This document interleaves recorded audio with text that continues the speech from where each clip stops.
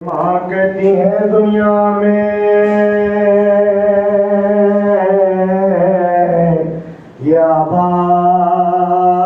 رہے شیخ پرسا مجھے سفائے شیخ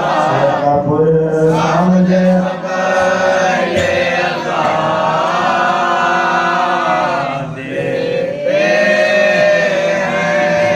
شبیر کو کرتا ہے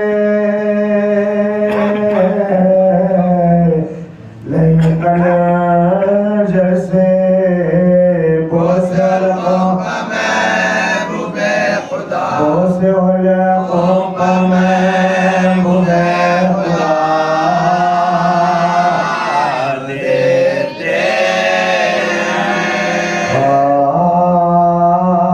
میان کے عابد سے کہا سرور نے کہو بیٹا تمہیں ملون دوا دیتے ہیں عرض عابد یتیمان تاؤ جب پانی مجھ کو دکھلا کے ستمگار بہار مجھ کو دکھلا کے ستمگار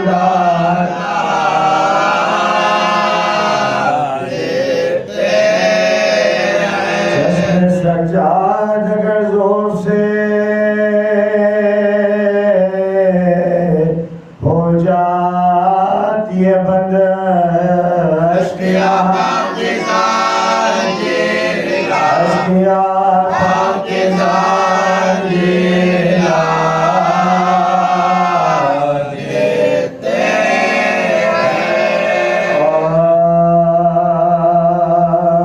شہید سے کوئی شمشیر کا مزار پوچھے مریض سے کوئی اکسیر کا مزہ پوچھے اسیر سے کوئی زنجیر کا مزہ پوچھے یتیم سے کوئی دلگیر کا یتیم سے کوئی دلگیر کا مزہ پوچھے ہر ایک پر گزرا زمانے میں رنج و غم ہے سانا دل بیمار تھا دل بیمار تھا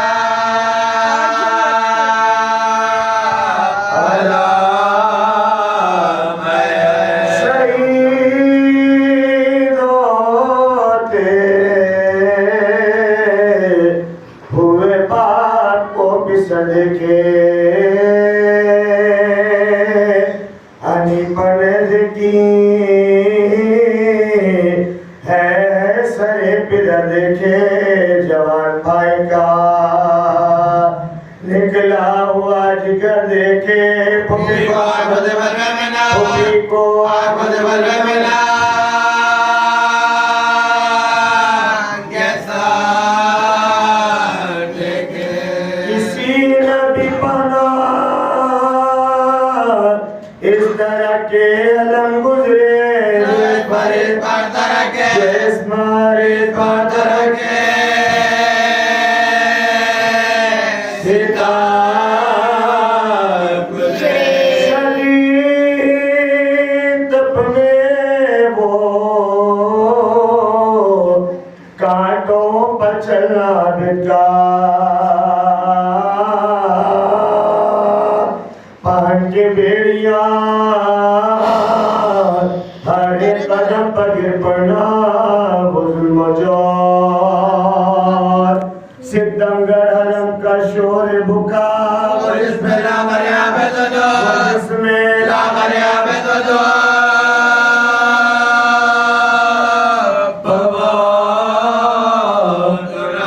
سوائے شکر خدا کچھ نہ کہتے تھے سجاد دعائیں امت ناصر ہے دعا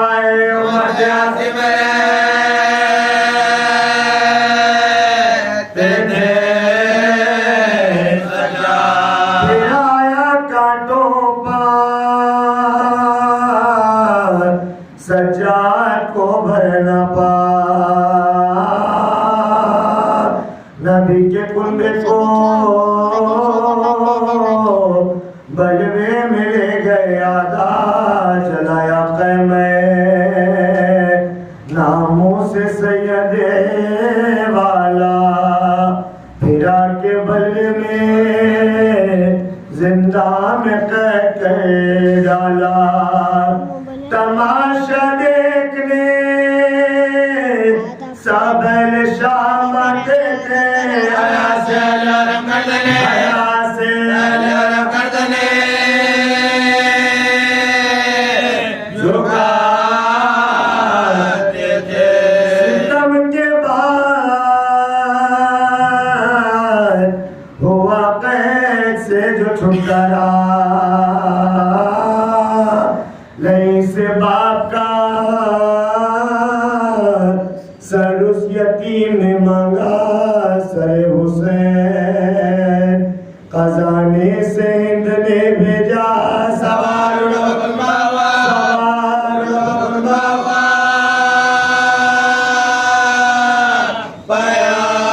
پیغمبر کا لحد میں لاش غریبوں کی آئیدن چلے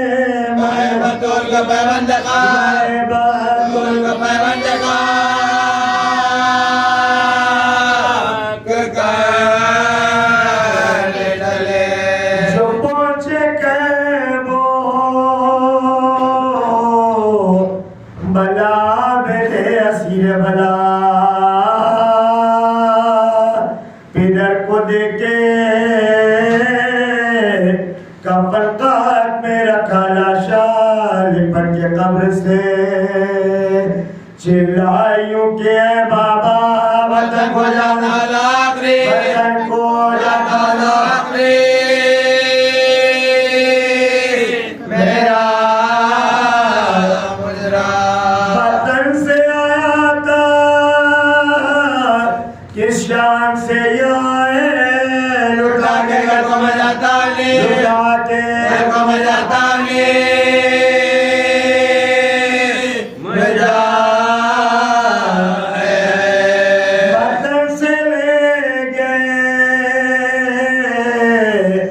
پھر قید کر کے بانی شہر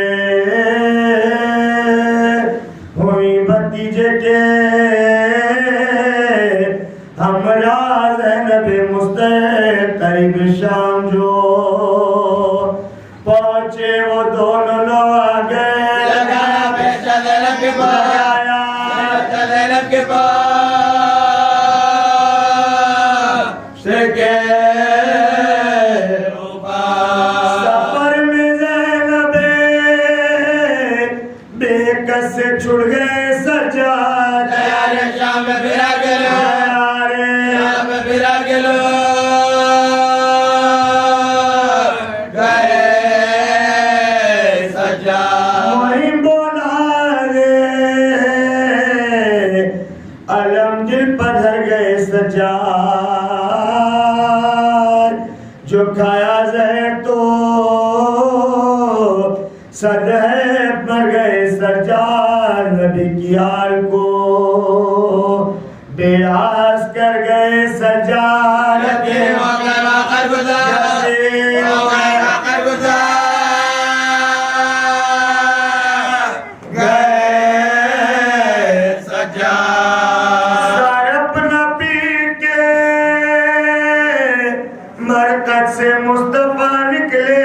کلیجہ آپ کے کیوں کرنا پائے کلیجہ آپ کے کیوں کرنا پائے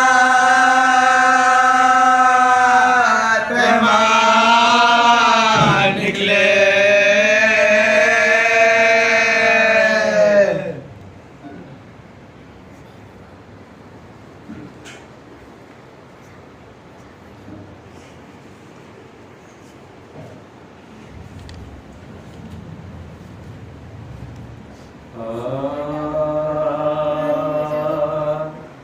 نام برشا کے پانی جو پلا دے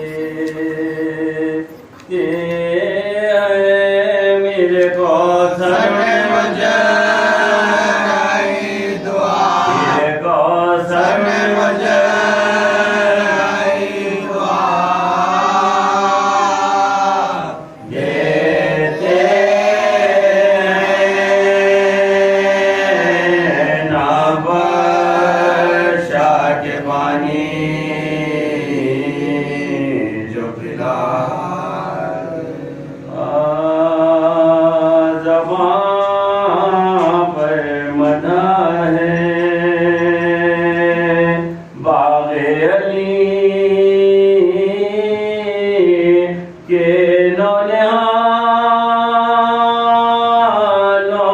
نونہالوں کی گلستان سے نئی کمل سے نازک خیال گلستان سے نئی کمل سے نازک خیالوں کی جمولی شہنی تو حاطف نے کہا رو گئے یہی بستی بسے گی فاطمہ کے نونہال یہی بستی بسے گی فاطمہ کے نونہال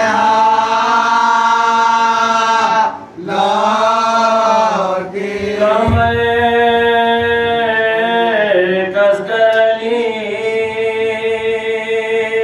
اکبر نے جب شملہ رکھا سر پر بلائے اٹھ کے لے لی مان گھونگھر والے بال بلائے اٹھ کے لے لی مان گھونگھر والے بالوں کی جب شاہ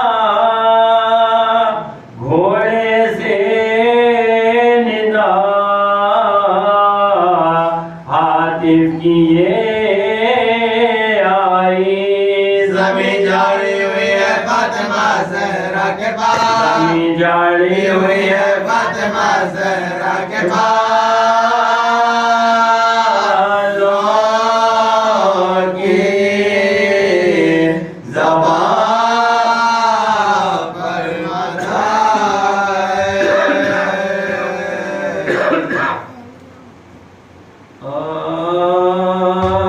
جب فاطمہ بخیر ہوا فوج شاہ کا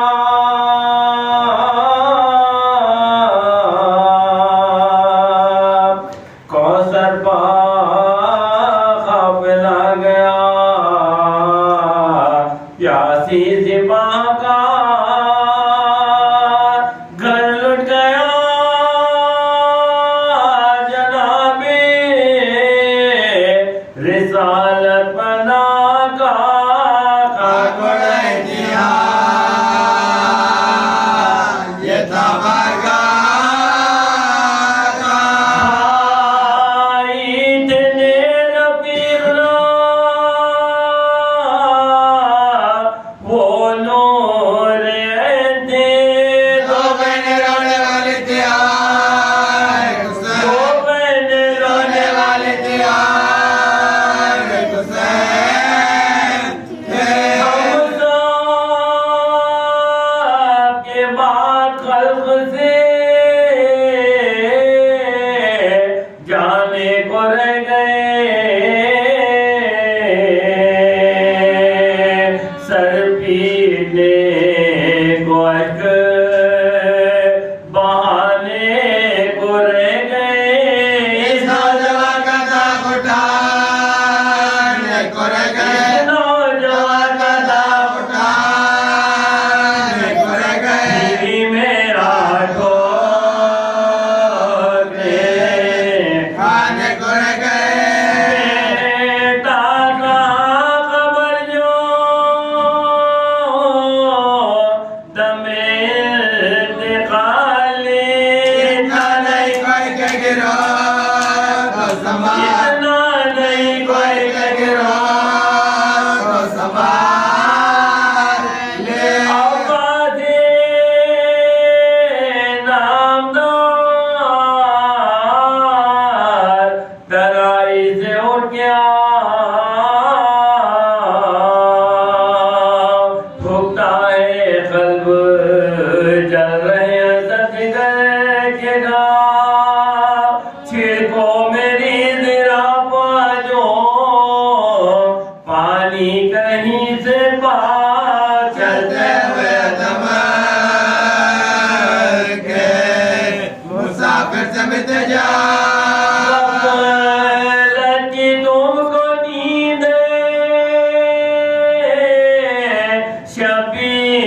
کیا کرے میری طرح کسی کو نہ بےکس خدا کرے میری طرح کسی کو نہ بےکس خدا کرے سید کے مرتبے کو نہ جانا ہزارے تیروں سے صدرے پاک کو چھانا ہزارے شان تھے ناوکوں کا نشانہ ہزارے مظلوم کا وہ بچے کھانا دارے چھوٹے تھے سب رسول کے پیارے حسین پر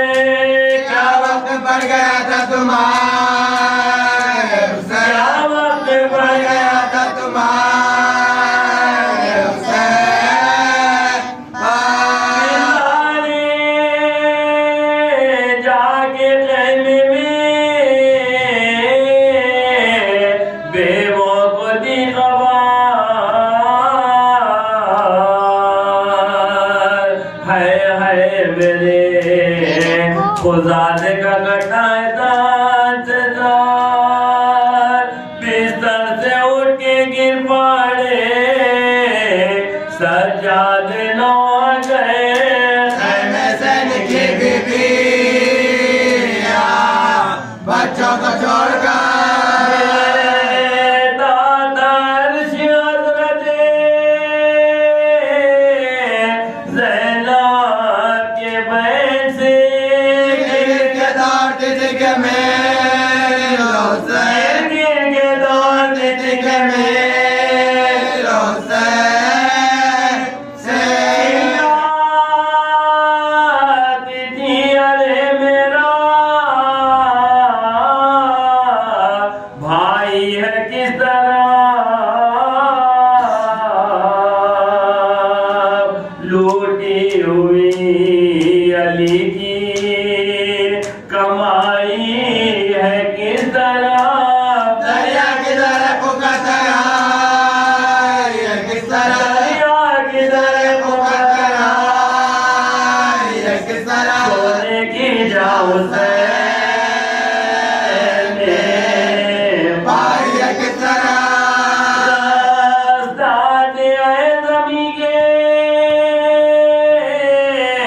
فلک کی ستائیوں میں اپنے پیارے بھائی سے ملنے کو آیا میں اپنے پیارے بھائی سے ملنے کو آیا شہ کے ترانے کی جو آنے لگی صدا دوڑی ادھر نبی کی نواسی برے نہ پا دیکھا میں نے کرتے ہوئے بھائی کا گیا دیکھا میں نے کرتے ہوئے بھائی کا گیا آنکھوں پہاڑ کے بنت مرتضیٰ سے کلیجہ پھٹ گیا زہرا کی جائے گا اٹھی تو دیکھا میں نے پسا اپنے بھائی کو اٹھی تو دیکھا میں نے پسا اپنے بھائی کا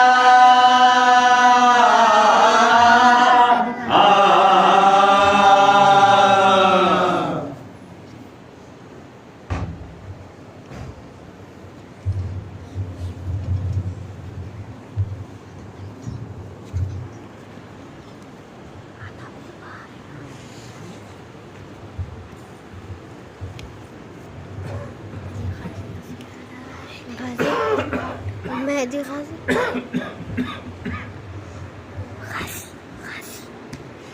غازی فاتحة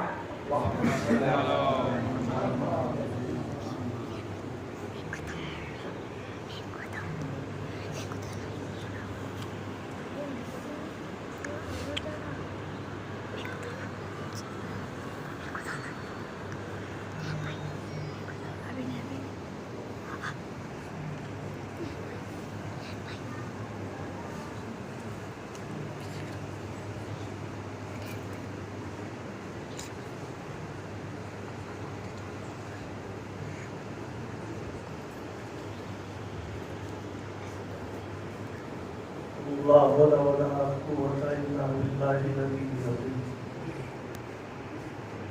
أعوذ بالله من الشيطان الرجيم. بسم الله الرحمن الرحيم.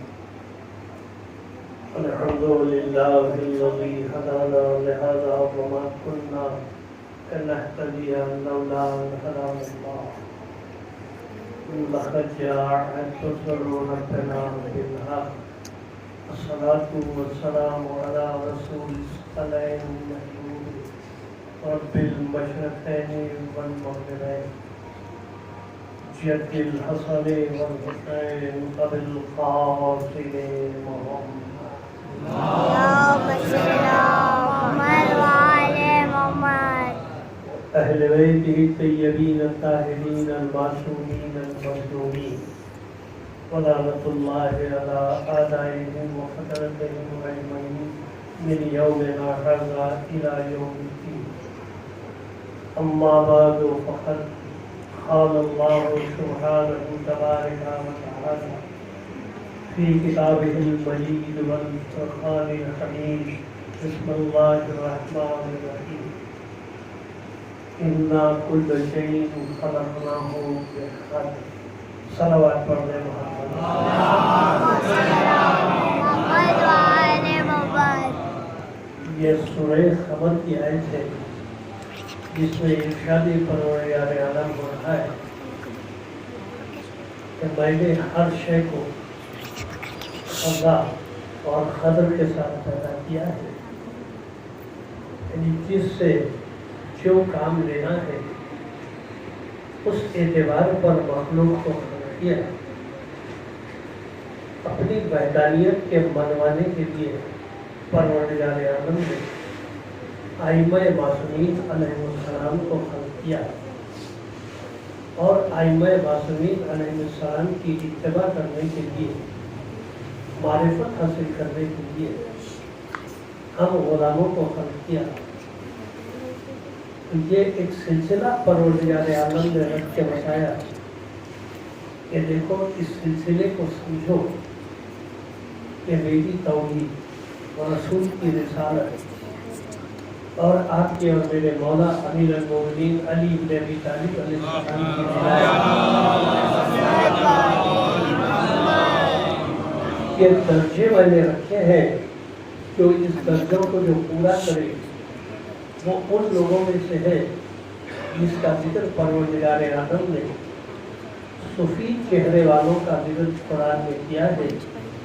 اور ان کی منزلتیں بیان کی ہے. تو ایک مختصر سا خطبہ آپ کی خدمت میں پیش کر رہا ہوں. آپ کے اور میرے مولا امیر المومنین علی بن ابی طالب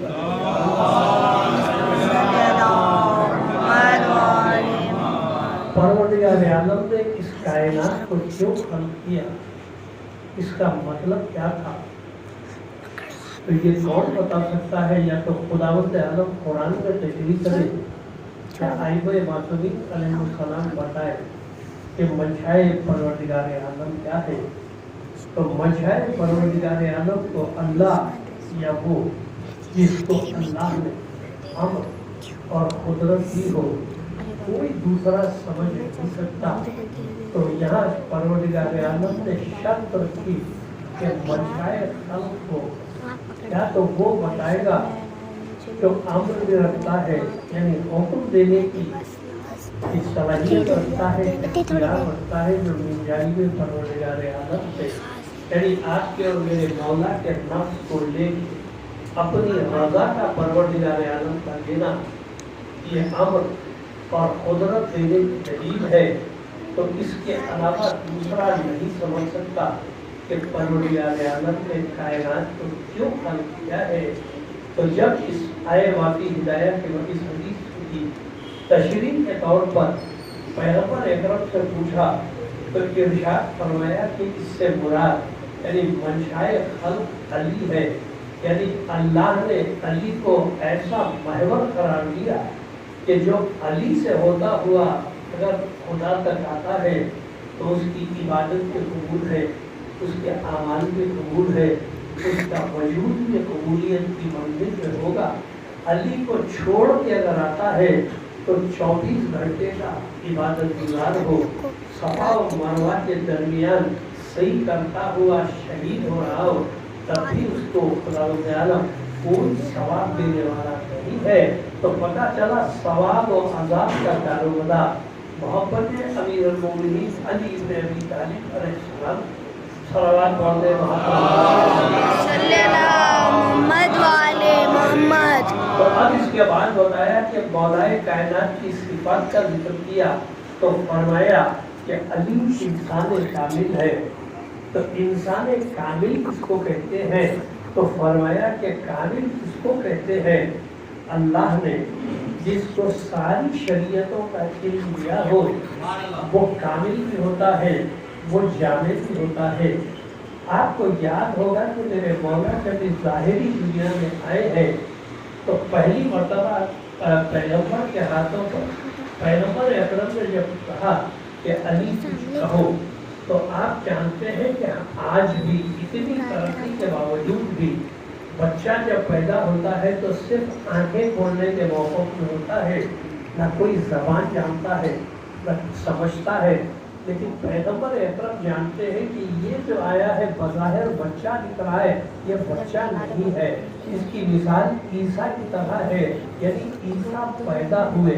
और क्योंकि ये बगैर बाप के पैदा हुए, ये कमाल कुदरत था जो परवरदिगार आलम ने ईसा को अता किया। तो आते ही ईसा ने ये ऐलान किया कि मैं खुदा का बंदा हूँ और किताब लेके आया हो। तो जो फ़ख्र ईसा हो उसका मर्तबा क्या हो? तो जैसे ही मेरे मौला हाथ पर आए पैगम्बर अकरम के और पैगम्बर अकरम ने कहा कि अली कुछ कहो, तो पता चला कि जैसे पैगम्बर अकरम बगैर वही के बात नहीं करते, तो सवाल वो कर रहा है जो साहिब वही है, सलाम उससे है जो साहिब इल्हाम है। तो एक मर्तबा मेरे मौला ने ये नहीं पूछा कि क्या कहूँ, बल्कि वो तमाम सहीफे सुनाना शुरू किए जो आदम से पैगम्बर अकरम तक आए थे। तो पैगम्बर तस्दीक करते जाते कि हाँ यही है, और ये फरमाना कि तुम ऐसे पढ़ रहे हो जो जिस पर ये सहीफा नाज़िल हुआ, इन्होंने भी ऐसा नहीं पढ़ा जिस तरह से तुम पढ़ रहे हो। अब इसके बाद जब कुरान मजीद का मौका आया तो मेरे मौला ने सूरह मुनाफिकून की आयतों को पढ़ना शुरू किया। तो अब जो ये आयतों को पढ़ना शुरू किया तो पैगम्बर ने इसकी तस्दीक की, कहा कि हाँ ये अली यही है, यानी कहा कि मोमिनीन फलाह पा जाएंगे, यानी इनके लिए परवरदिगार आलम ने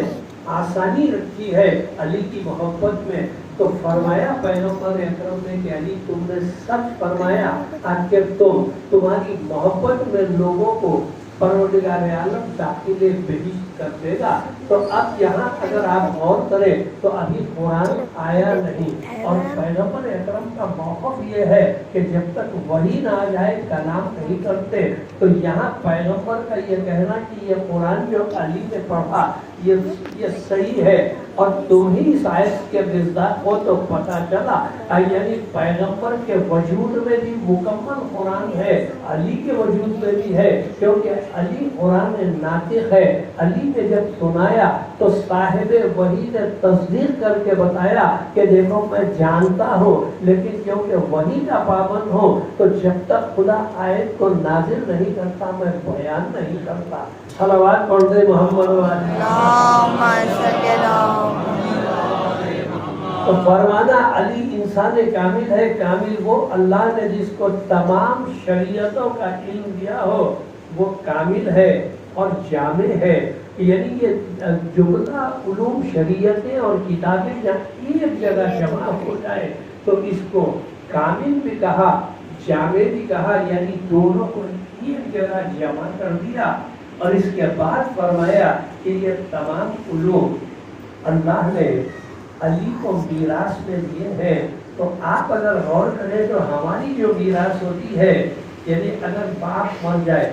तो उसके वरसा में उसकी जायदाद को, उसके अमलाक को तकसीम किया जाता है, तो ये विरसा कहलाता है। کہ مرحوم کا جو اثاثہ تھا وہ ان کے اہل پر تقسیم کیا گیا، تو پروردگار تو ہمیشہ سے ہے، ہمیشہ رہے گا، تو اس کی موت کا تصور نہیں، یعنی جہاں ہمارے ائمہ کی موت کا تصور نہیں، یہ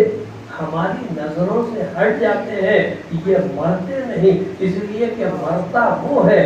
جو جسم اور روح سے بنتا ہے، یعنی جسم کو فنا ہو جاتی ہے جو وقت معلوم پر پھر اٹھایا جائے گا، اور روح زندہ رہتی ہے، تو ان کا جسم ہماری روح سے یعنی ارواح کی جو ام الارواح ہے اس سے بھی جہاں اعلیٰ درجے کا ہو، تو ان کے مرنے کا کوئی سوال نہیں، تو ان کے خالق کی موت کا تصور آپ کو کلمہ پڑھنے کو مجبور کر دے کہ اگر آپ یہ تصور کریں تو آپ کو پھر ایک مرتبہ کلمہ پڑھنا پڑے کہ آپ نے خدا کی ذات میں یہ سوچا کہ وہ مر گیا ہے اور یہ اس کا ورثہ تقسیم ہو رہا ہے، نہیں، بلکہ یہاں ورثے کا مطلب یہ ہے کہ پروردگار عالم نے جو علوم محمد مصطفیٰ صلی اللہ علیہ وآلہ وسلم کو عطا کیے، وہی علوم آپ کے اور میرے مولا کی طرف منتقل ہوئے جو اب ہمارے امام حسن کے پاس ہیں، اور یہی وجہ ہے کہ امام کی فضیلتوں میں یعنی ہمارے 12ویں امام کی فضیلتوں میں ایک فضیلت ہے کہ پوچھا مولا سے کہ جب یہ مکمل صاحب اختیار ہے تو ان میں اور دوسرے ائمہ میں فرق کیا ہے، تو فرمایا کہ ہمارا آخری جب آئے گا تو اس کو گواہ کی خیر نہیں ہوگی، یعنی اسلام میں آپ کوئی بھی معاملات کو دیکھیں تو وہاں آپ کو شرط ملتی ہے کہ شرط ہوتی ہے کہ گواہ موجود ہو، لیکن امام آخر کے لیے یہ شرط نہیں ہے، اس لیے کہ امام جملہ علوم کو لیے ہوئے ہیں، جامع علوم اور کامل امور ان کے قبضہ قدرت میں ہے، تو فرمایا کہ امام اپنے علم کے مطابق سزا دیں گے، جیسے آپ کے اور میرے مولا امیر المومنین علی بن ابی طالب علیہ السلام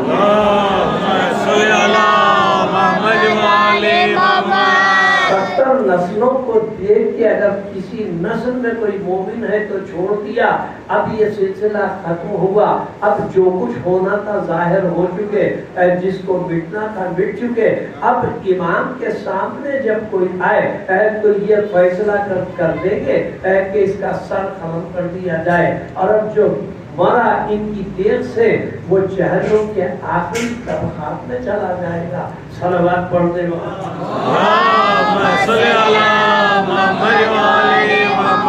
تمام علوم آپ کے میرے مولا امیر المومنین کے پاس ہے، اور فرمایا کہ یہ تمام علوم علم لدنی اور الہامات خدا سے ہے، اور یہ تمام اور بندہ کامل اس وقت ہوتا ہے جب وہ مظاہرہ الہیہ کا مظہر ہو، یعنی اللہ کلام میں ایجاد پیدا کرتا ہے، خود کلام نہیں کرتا، اور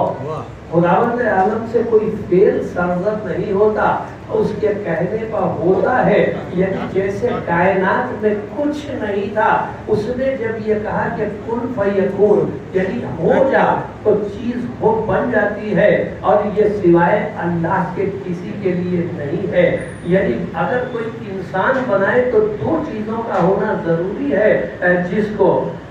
کو مرکب کہتے ہیں، 2 چیزوں کے ملنے کے بعد کوئی چیز بنے تو یہ مرکب کہلاتی ہے، اور کوئی ایک چیز سے کوئی چیز کو بنائے تو اس کو عرفاً کہتے ہیں چیز، لیکن یہ چیز نہیں بلکہ یہ پروردگار عالم کا حسن ایجاد ہے کہ بندہ بنائے تو مادے کی خیر ہو، خداوند عالم چاہے تو ارادہ کرے تو مراد حاصل ہو جاتی ہے۔ صلوات پڑھنے محمد والے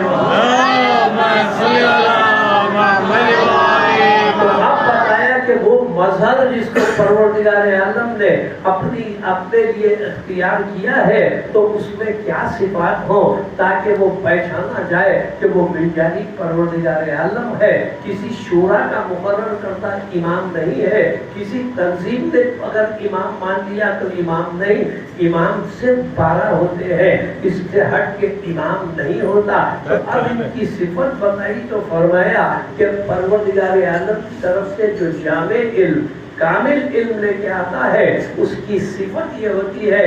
وہ ذات پروردگار عالم، صفات پروردگار عالم اور افعال پروردگار عالم کا مظہر ہوتا ہے۔ تو یہ کیسے اس کو مانا جائے کہ خدا کی ذات کا بھی کوئی مظہر ہوتا ہے؟ تو آپ قرآن میں دیکھیں تو موسیٰ کی امت تقاضا کر رہی ہے کہ اللہ تجھے اس وقت تک نہیں مانیں گے جب تک ہم تجھے دیکھ نہ لیں کہ تو اللہ ہے۔ اللہ نظر آ جائے تو پھر اللہ باقی نہیں رہتا۔ تو اب خداوند عالم کا یہ کہنا کہ موسیٰ تمہاری امت میں سے چنے ہوئے لوگوں کو لے کے آؤ، کوہ طور پر ایک تجلی ہوگی، یعنی ایک نور چمکے گا۔ اگر تم اس کا تحمل کر سکو اور تو تم نے خدا کو دیکھ لیا۔ تو اب جو یہ نور وہاں چمکا، میں تمہید میں آپ کی خدمت میں عرض کر چکا ہوں کہ جو نظر آ جائے وہ اللہ نہیں رہتا، اب وہ آپ کی نگاہوں کی مخلوق ہو جاتا ہے۔ تو اب کوہ طور پر مطالبہ ہے کہ خدا کو دیکھیں گے، خدا نے بلایا ہے۔ اور ایک چیز غور کریں آپ کہ خداوند عالم کسی کو ایسی تکلیف نہیں دیتا جو تکلیف اس کی ذات سے زیادہ ہو۔ ہم یہ محسوس کرتے ہیں کہ ہم کو خداوند عالم نے پیسے کی تنگی دے دی ہے، حالات کی تنگی دے دی ہے، مختلف خدا سے شکایتیں ہو جاتی ہے کہ وہ یہ نہیں ہوا، یہ نہیں ہوا، یہ نہیں ہوا، لیکن کبھی یہ نہیں سوچتے کہ اس نے جو ہم سے چاہا تھا وہ ہم نے کب کیا، اس نے جو عبادتیں مقرر کی ہے، وقت مقرر کیا ہے، لوگوں کے ساتھ، عزیزوں کے ساتھ جو سلوک رکھا ہے، والدین کی خدمت رکھی ہے، یعنی جملہ یہ امور کو ہم نے کب پورا کیا ہے جو ہم یہ کہیں اس کا کرم ہے کہ اس نے یہ تمام چیزیں، یہ تمام کوتاہیاں جو بندے سے رہ جاتی ہیں اس کے لیے عجیب انتظام کیا۔ ہمارے آپ کے اور ہمارے چھٹے امام جعفر صادق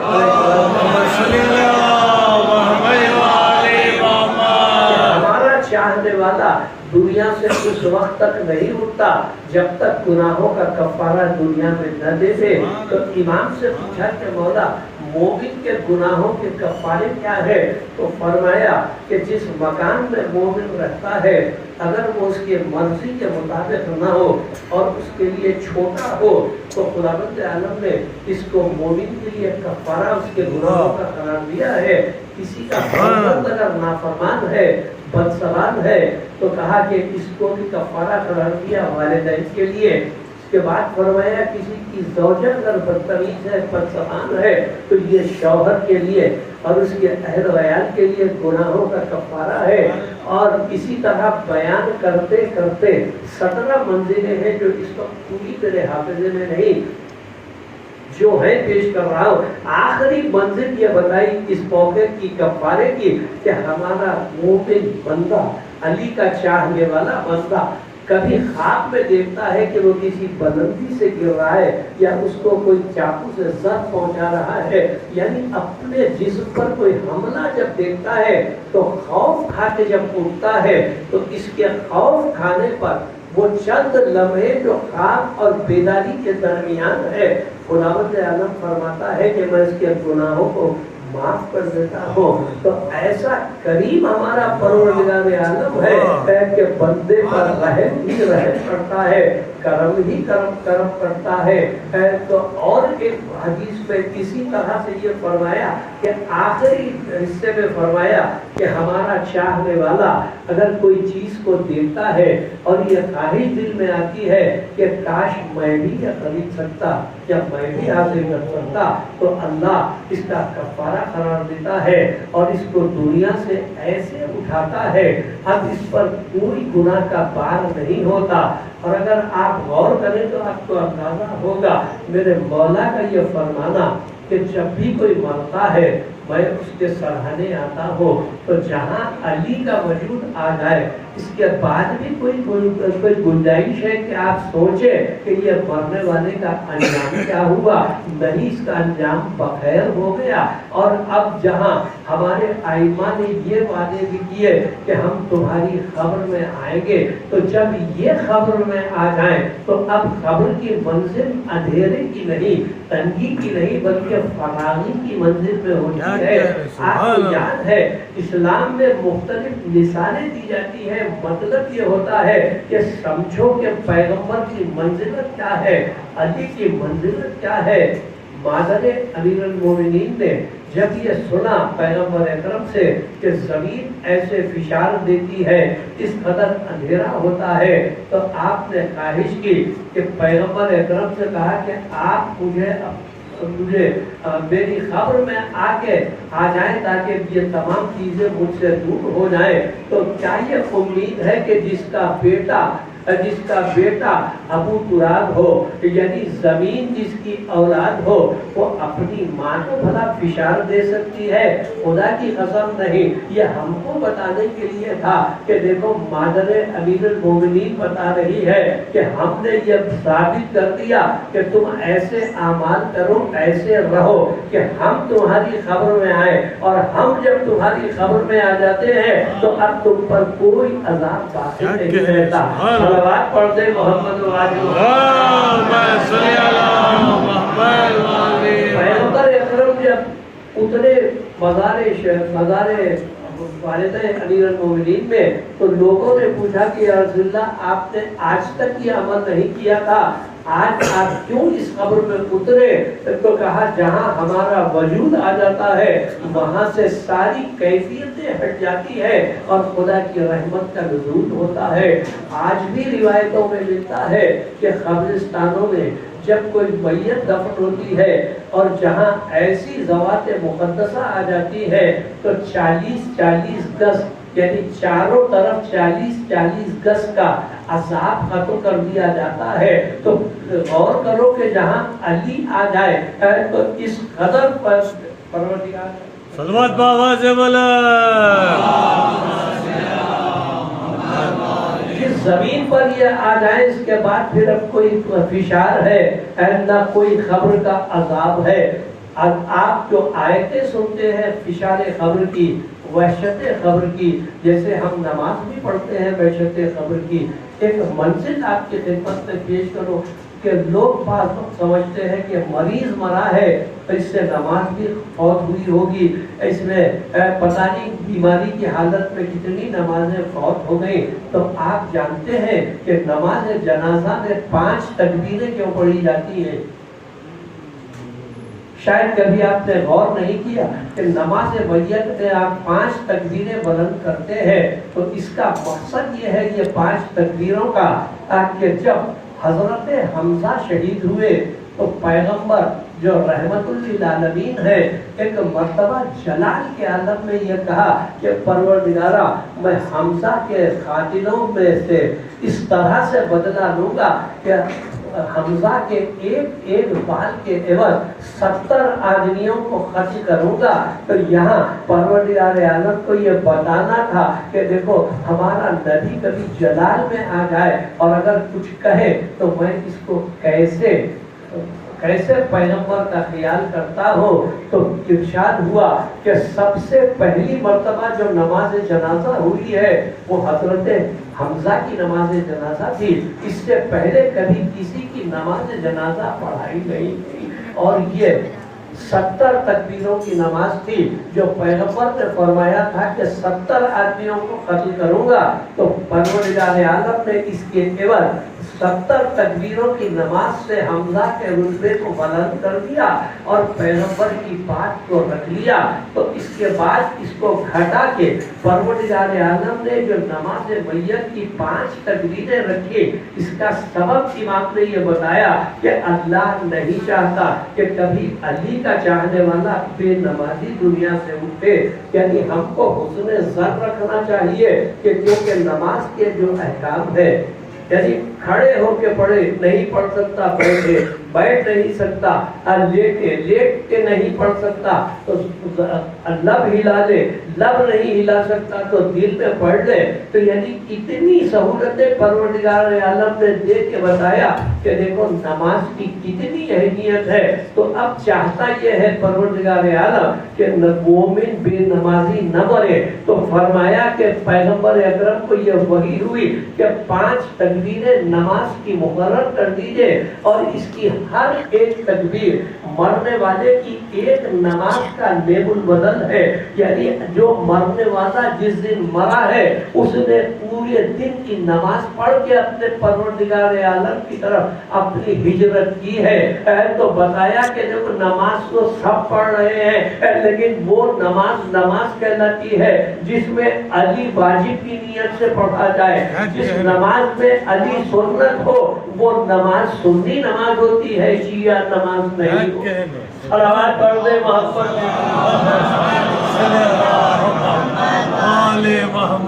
तो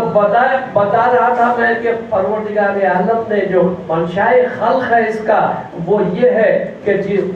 मखलूक में से जिसको अम्र और कुदरत परवरदिगार आलम ने अता की है इसके अलावा कोई समझ नहीं सकता कि मंशाए खल्क क्या है। और इसके बाद पैगंबर अकरम ने तशरीह करके फरमाया अली इंसान कामिल है। कामिल वो अल्लाह ने जिसको तमाम शरीयत का इल्म दिया हो वही कामिल भी है, वही जामे भी है। और फरमाना पैगंबर का ये तमाम उलूम अल्लाह ने अली को मीरास में दिए हैं। ये तमाम उलूम इल्म लदुन्नी और इल्हामात खुदा से है। के बाद फरमाया बंदा कामिल उस वक्त होता है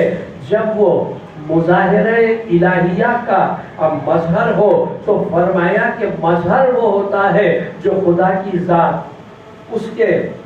सिफात, उसके अफाल का मजहर होता है। तो मैं वो मंजिल पेश कर रहा था जहां ईसा के उम्मत को ईसा लेके चले और ये कहा कि एक तजल्ली होगी। खुदावंद आलम किसी को माला युता तकलीफ नहीं देता, लेकिन जैसे ही एक तजल्ली हुई यानी एक चमक हुई ये जाहिर करती है कि ये चमक अल्लाह नहीं है, ये अली है। इसलिए कि मुजाहिरे इलाहिया का जो मजहर है उसने एक झलक अपनी बहुत में खुदा पेश की। ईसा का गश खा जाना, मूसा का गश खा जाना और उम्मत का मर जाना ये बताता है कि अली के नूर का तहम्मुल वो ही कर सकता है जिसके खल्क में अली रहता हो। यानी जहाँ एक झलक बर्दाश्त नहीं कर सके, मैं कितने फजाइले नूरानिया पेश कर रहा हूँ, किसी को कोई बेचैनी नहीं है। तो ये बताता है कि बल्कि ये कहूँ तो गलत नहीं होगा कि लोग ये सोचते रहते हैं कि अब ये मंजिल हुई कुछ और पढ़े कुछ और पढ़े। तो ये बताता है कि हमारी माएँ वो है जिसने ऐसी पाकीज़गी के साथ हमको पैदा किया है कि अली की मोहब्बत से दिल छलकते रहते हैं मगर शेर नहीं होते। जब भी कभी जिक्र हो तो जिद्दी बयाना कहते हैं कि कुछ और पढ़िए कुछ और सुनाइए। सलावत पढ़ दे मोहब्बत वाले मोहम्मद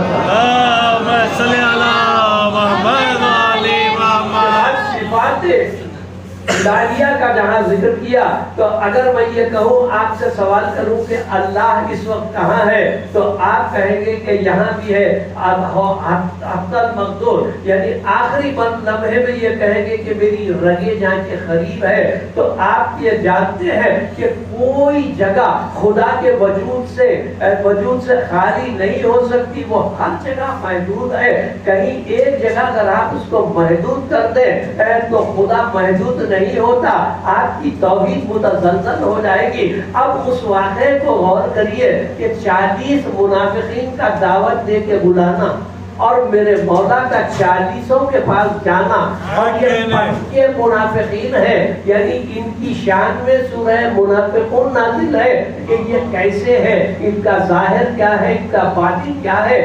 तो पूरा सूरह मुनाफिकून जिसके ऊपर हो उसके लिए अब ये इरशाद हो रहा है। ये जब आए पैगंबर की खिदमत में और लड़ते हुए आए कि एक दूसरे को जानते हैं कि कौन किस दर्जे का झूठा है। तो उसने आके कहा या रसूलल्लाह आप इसको तो जानते हैं, ये कह रहा है मेरे पास थे जबकि नहीं मेरे पास थे। पैगंबर ने कहा तुम सब खामोश हो जाओ। जब खामोश हो गए तो एक मर्तबा अली अगर किसी के घर में एक लम्हे के लिए आ जाए तो जिसके लिए पूरा सूरह मुनाफिकून हो उसके लिए पैगंबर कह रहे हैं कि तुम 40 सच्चे हो,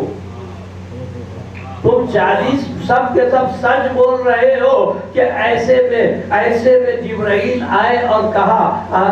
پیغمبر نے کہا کہ تم 40 حق پر ہو، علی کل رات میرے پاس تھے، شہزادی کونین کی آواز آئی کل علی میرے پاس تھے، تو اب جبرائیل آئے اور کہا کہ پروردگار بات دوپہر درود و سلام کہہ رہا ہے کہ کل علی میرے پاس تھے۔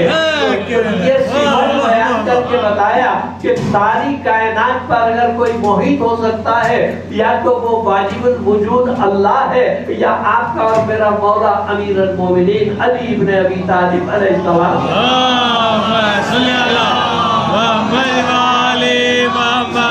افعال خدا کا مظہر ہو، یعنی جو فعل ظاہر ہوتے ہیں تو اس سے ظاہر ہو، تو اس کے لیے آپ کے لیے آسان مثال پیش کر دو کہ آدم کی مٹی کو خمیر دینا، یعنی قرآن میں خدا کا کہنا کہ میں نے 40 دن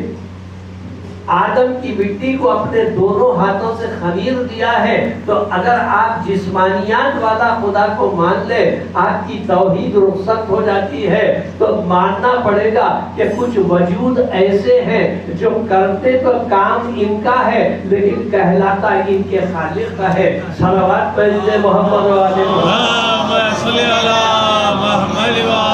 کے بعد فرمایا مظہر کو اللہ خود منتخب کرتا ہے اور جو کچھ اوصاف و کمالات چاہتا ہے مظہر کو عطا کرتا ہے، تمام مخلوق پر مظہر کی اطاعت کو واجب کرتا ہے۔ وہ تمام آسمانوں میں اور تمام زمینوں میں اللہ کی طرف سے ولی ہوتا ہے، اور اللہ نے اپنے بندوں سے عالم ذر میں یہی عہد لیا ہے کہ علی کو مانو، علی کو سمجھو۔ تو یہ مظہر آسمانوں میں بھی ہے، زمین میں بھی ہے۔ ایک واقعہ اور ذکر کو تمام کر رہا ہوں کہ اصحاب نے کہا کہ جیسے یعنی قرآن میں ذکر ہے کہ چشم زدن میں فاصلے طے ہو جاتے ہیں، جس کو تہیع العرض کہتے ہیں، یعنی فاصلے طے ہو جاتے ہیں، بندہ اپنی مراد کو پہنچ جاتا ہے۔ کیا اس کی کوئی مثال ہے؟ تو میرے مولا نے کہا کہ ہاں ہے، آؤ۔ آسمان کی طرف ہاتھ کو بڑھایا، ایک ابر کا ٹکڑا آیا، مولا نے کہا اس پر سوار ہو جاؤ۔ یہ جب سوار ہو گئے تو حکم دیا چلو، تو پوچھا کہاں جانا چاہتے ہو؟ تو کہا کہ ہم وہ غار دیکھنا چاہتے ہیں جس میں اصحاب کہف سو رہے ہیں۔ تو اس بندلی کو حکم دیا، وہ آئی اور بتایا کہ دیکھو یہی وہ غار ہے جس میں یہ سو رہے ہیں۔ تو اس کے بعد مولا نے اشارہ کیا، یہ بندلی بلند ہوئی، ایک مقام پر جا کے رکی، تو پوچھا کہ یا علی یہاں کیا بات ہے؟ تو کہا ایک درخت ہے جو میرے فراق میں سوکھ گیا ہے، میں چاہتا ہوں کہ اس کو پھر تر و تازگی نصیب ہو جائے۔ یہ کہہ کے کہ ان لوگوں نے دیکھا کہ خشک درخت ہے، لیکن جیسے ہی علی نے اذان کا آغاز کیا اس پھول میں شادابی آنا شروع ہوئی، یعنی پتے نکلنے لگے، تنا تر ہونے لگا۔ جب 2 رکعت نماز میرے مولا نے پڑھ دی تو اب یہ ثمراور ہو گیا اور اس کے ثمر زمین کی طرف آئے۔ ان لوگوں نے وہ ثمر کو کھایا۔ کہا کہ یعنی اس کا سبب کیا تھا؟ تو کہا کہ آج تیسرا دن ہے کہ میں اس تک آ نہیں سکا تھا، تو یہ میرے فراق میں سوکھ گیا ہے۔ تو یہ ایک درس بتایا کہ علی 24 گھنٹے دل میں ہونا چاہیے تو دل تازہ رہتا ہے۔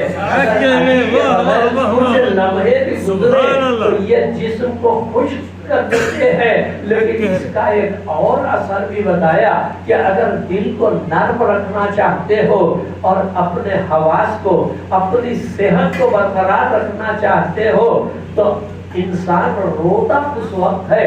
جب اختیار رکھتے ہوئے کسی چیز پر صبر کرنا پڑتا ہے، تو اس کی ایسی صورت میں آنسو نکل آتے ہیں۔ تو آنسوؤں کا نکل آنا یہ بھی ایک صحت کی دلیل ہے کہ اللہ نے ہم کو صحت عطا کی ہے، ہمارے آنسو رواں ہو رہے ہیں، تو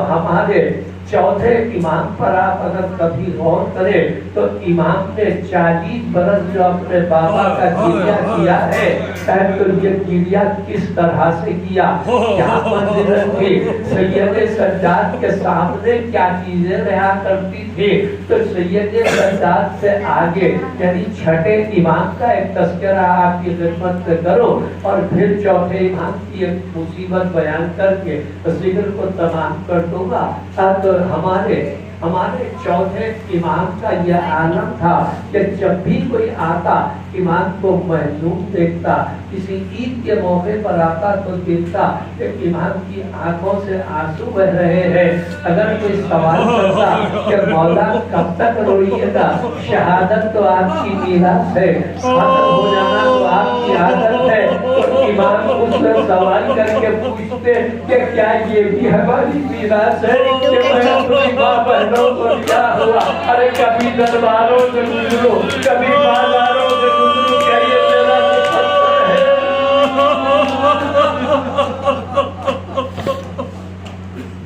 ہمارے چوتھے امام بیان کرتے ہیں کہ 3 مصیبتیں ایسی مجھ پر گزری ہے کہ میں اگر امام نہ ہوتا تو مر جاتا۔ تو اس میں 2 مصیبتوں کا ذکر راوی نے کیا، تیسری کا ذکر نہیں کیا۔ پہلی منزل وہ بیان کی کہ جب بیویوں کو رسل مسئلہ کیا جا رہا تھا تو میرا مولا فرماتا ہے کہ میں موجود ہوں، ارے زینب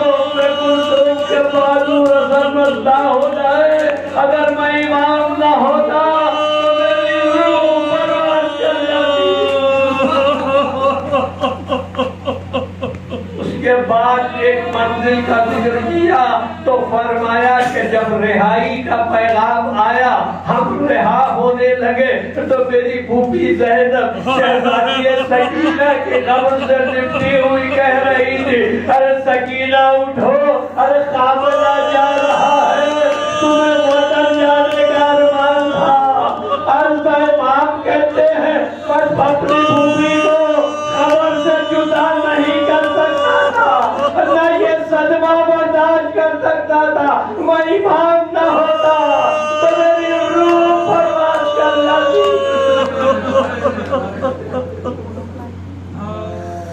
اجرکم علی الحسین، خدا ہمیں کوئی غم نہ دے غم امام مظلوم کے۔ امام کے مسائل میں ایک مسائل یہ بھی ہے کہ پس ایک مرتبہ اب پوچھا راوی نے کہ جب حضرت مختار کو دربار میں لایا گیا تھا ابن زیاد کے، تو مختار کا سینہ چکنا تھا، اب مختار کا سر بلند تھا، بڑے کر و فر کے ساتھ اب مختار دربار ابن زیاد میں آ رہے تھے۔ سید سجاد کا سر جھکا ہوا کیوں تھا؟ سرکار تم نہیں جانتے، ارے سب مختار اپنی طاقت سے آ رہے تھے، سجاد کا سر جھکا اس لیے تھا کہ ساتھ میں ماں بہنیں موجود تھی۔ ارے نہ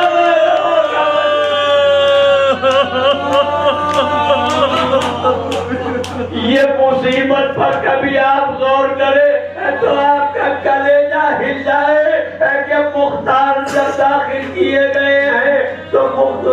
ابن زیاد نے کہا کہ مختار کو بلاؤ، میں مختار کو تحفہ دینا چاہتا ہوں۔ تو جب مختار آئے تو ابن زیاد نے کہا کہ میں نے تجھ سے کہا تھا نا کہ ایک روز تیرا آقا میرے دربار میں آئے گا۔ مختار نے اپنی طاقت کا مظاہرہ کر کے کہا کہ یہ تیرا نجیس دربار، یہاں میرا آقا ایک مرتبہ تیرے پوش کو ہٹایا تو دیکھا سرے امام ہے۔ مختار نے دربار کو سپاہی سے چھینا چاہتے ہیں، ابن زیاد کو قتل کرتے۔ ایک آواز آئی مختار صبر کرو، یہاں زینبوں پہ کلثوم بھی ہے، تمہارا امام حضرت الوسطیٰ بھی کھڑا۔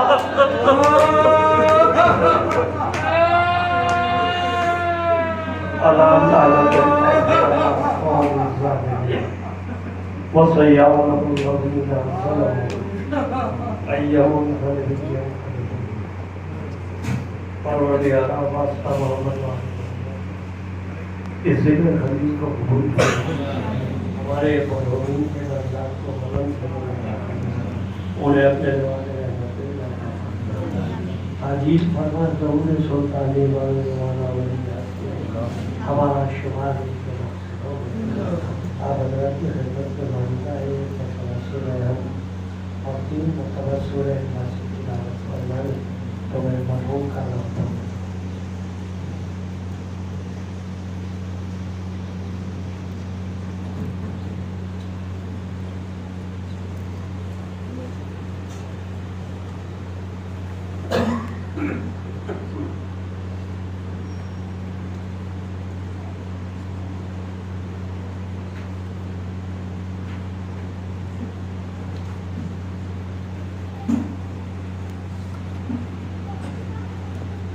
میر مکرم علی خان خسری ابن میر مہدی حسن خان خسری کی خروج